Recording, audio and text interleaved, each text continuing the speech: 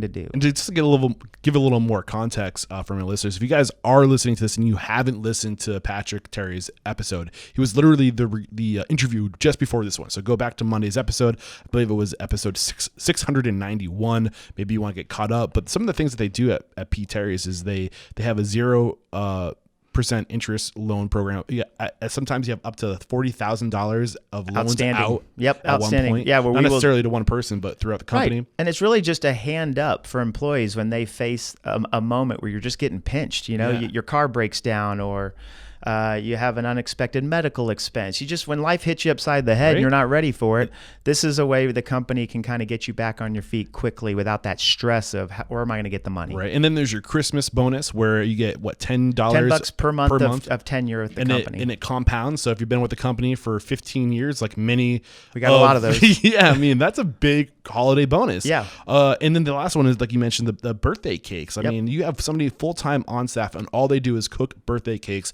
for every one of your, how many employees today, at least? Around 700. Yeah. So, I mean, wow. I mean, that is a testament to the magic right there. That is magic. That's hard to scale. Maybe we'll get into that later because I want to learn more about Tim and what Tim taught you. But what else? Tim taught you that, what is the saying again? I wrote it down. Only grow as fast as you can replicate the magic. Yeah. What else did Tim teach you? And just, it's about the approach to business, especially when you're in a leadership position, is, and you see this particularly in the restaurant business, you find a lot of companies are ops driven, right? Or other companies are sales driven or marketing driven. And he really taught me that holistic perspective of being what he referred to as brand driven. And when you're brand driven, it means you're pushing the whole thing forward equally. There is no one discipline or one segment of the company that takes precedence over another. It is truly about everybody plays an equal and important role. The business would not survive if you pulled any of the legs out from under the stool. And so to prioritize or to suggest one discipline is more important than another is just not, it's not accurate. Yeah. But so many cultures, you see that take shape based on where the company started or the background of the person who founded or is currently running the company. Those disciplines can kind of take the front seat sometimes. And so to me, and what I learned from Tim back in those days is the importance of keeping everything on an equally important playing field and pushing the whole thing forward together. Meaning, we have a brand filter. It's actually on our wall here that I put up in my early days of starting here. And it's just that holistic, well-rounded approach to decision-making for the brand and the business. I love it. And it's all about, it's got to answer yes to all these questions. Is it right for the brand? Is it right for our guest? Is it right for our culture? And is it the fiscally responsible thing to do? I'll try to take a picture of that before I leave. It's being blocked by a camera in a case right now, and it's beyond where I'm pointing.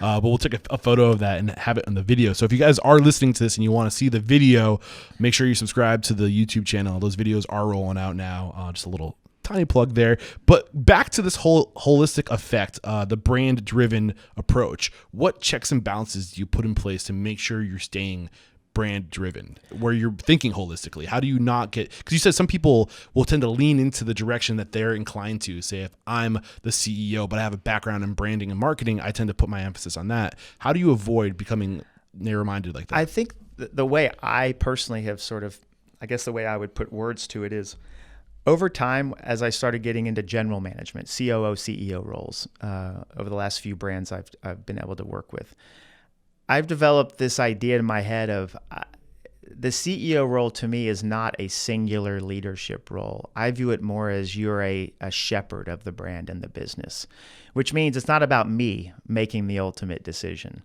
It's about me harnessing the right people, getting the right people around the table to make the best holistically considered decision for what's best for the business from a 360-degree view.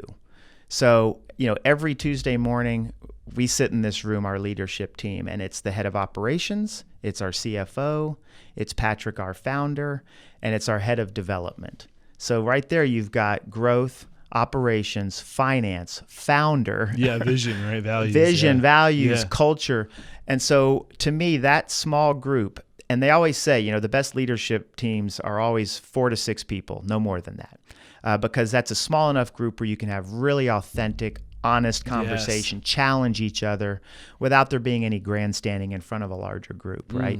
And so we get down to very real discussions and debates over what is best for this brand and this business.